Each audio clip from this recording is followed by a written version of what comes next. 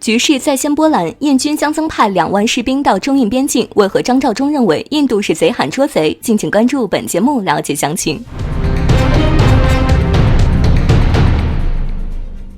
局势又有新的变化。据外媒《国防时报》7月17号报道称，印度帕纳格中将表示，印度将不得不部署另一支部队，以保卫实际控制线，并防止中方在拉达克东部脱离接触完成后再回来。届时，至少将会有2万士兵增派到中印边境，并且带有火炮和其他武器。看看这无可奈何的语气，印度人真是打得一手贼喊捉贼的好牌。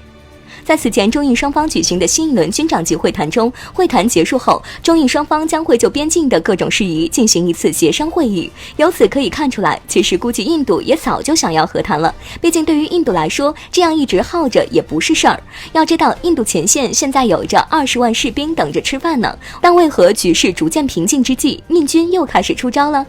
分析认为，尽管第4次军长级会谈中双方依然保持撤军降温的共识，但是两国最根本的矛盾点依然没有解决。哪怕这几个月可是南亚地区的雨季，而印度在边境驻扎的营地又位于河谷地区，洪水一来，连印军的 T90坦克都炮坏了18辆，但这依然没有打消印度的野心。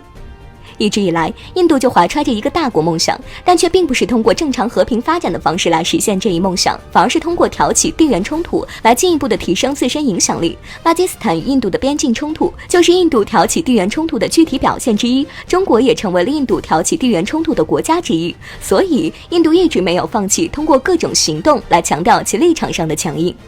然而，印军在军事冒险方面从来就没有占到过便宜。1962年，印军输得很惨，相信未来也一样。尽管印军现在临阵磨枪，疯狂烧钱购买万国牌武器，虽然这一行为表面风光，但其实正好折射出印度军队长期以来战备不足的致命弱点。印度军队问题很多，后勤补给不足，军备体系复杂繁琐，国防工业严重拖泥带水，只能依赖进口武器撑门面。事实上，现在的印度根本就玩不起真正的战争，之所以会小动作不断，就如同局座张召忠讲的那般，中印边境至今没有划清边界，所以印度人会占了便宜卖乖，还贼喊捉贼，对中国进行各种制裁打压报复，把中国的好意当作软弱可欺。所以我军必须好好从战略上进行研究应对，很多毛病都是惯出来的，前方不能因为技术性后撤而放松警惕，只有保持军事压力，才能给外交谈判创造条件，提供支持。